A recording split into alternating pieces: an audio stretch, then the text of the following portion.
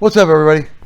All right, I'm back for yet another round of email grab bag. All right, today's question is, can I lay my motorized bicycle on its side? This here is just a demonstration. This one has no fuel in it, but the answer is no, they do not like that. I'll show you why and tell you why, but you cannot lay your gas-powered bicycle on the ground flat like you used to your regular pedal bicycles. All right, now let me get to explaining to you why you can't do that. So let's discuss why it is a bad idea to lay your gas-powered bicycle on its side. First of all, this fuel tank has what we call a vented cap. The cap breathes so the fuel can run out of the fuel tank down your line through your valve and make it to the carburetor and operate as it is supposed to. The downside of the vented cap is if the bike lays over on its side, being the cap does breathe, the liquid fuel will run out of your cap, seep, sweat, whatever you want to refer to it, all over the ground or all over the back of wherever you've laid it. Back of a pickup truck, back of your SUV, and then you got a gas smelling mess. Not the end of the world, but you do have a gas smelling mess.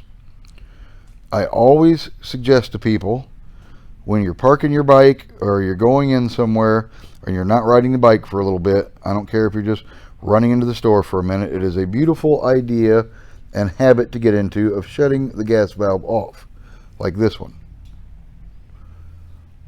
But when the gas valve is on, this will actually get covered as I discuss why you don't want to leave your bike on its side. So anyway, right now we have a continuous flow of fuel to the carburetor with the gas valve on. Now the carburetors on these bikes are a bowl float setup. It's not fuel injection. As fuel flows through your line, it goes into your carburetor bowl. There is a round plastic float in there. When it gets an adequate amount of fuel, the float rises, pushes up the lever, which shuts the needle and seat, which is basically the gas valve trapdoor. And then the engine utilizes what is inside the bowl until it needs more. The float goes down, refills, and continues as you run and ride. That's how it's designed to work. But if the bike is on its side and your fuel is on, what can happen is the float will get cocked in the bowl, allowing the arm and the needle and seat valve to open, which will let the fuel flow in through your intake, inside your cylinder, and trickle down into the entire case of your engine. Now, two cycles need the air in the bottom of the two-cycle engine. That is how they perform. So if it's filled with liquid gasoline or petroleum, whatever you want to refer to it, the engine doesn't have any room to two-cycle. So that's not the end of the world. You will have to go outside or wherever you have to go, ride your bicycle, engage the clutch, which allows the motor to spin over, the piston to go up and down. It's not a hard ride, but it will take 4 to 5 bike lengths to clear itself out of the liquid fuel.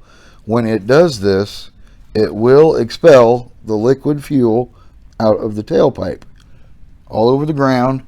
I've seen them shoot a big stream out. I've seen them drip a little bit. I've seen them vapor out, but it is coming out of the exhaust port. Once it cleans itself out, the engine will start as normal, and you'll be on your way. The worst case scenario of that is sometimes it will foul the plug if it's soaking in the fuel. Depends how long it's been laid over. This scenario doesn't cover everyone and everybody's problem that has one over on its side. This is just the general description of what happens. And you may have to change your spark plug because it got soaked and now it's fouled and it's not going to spark and run the bike.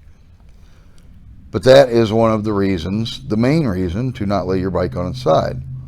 That's why I never suggest to haul them in a car trunk where you have to lay them flat or the back of an SUV. If you must haul your gas-powered bike, which works for me and many others, you can haul them on a bicycle rack, just your normal bicycle rack.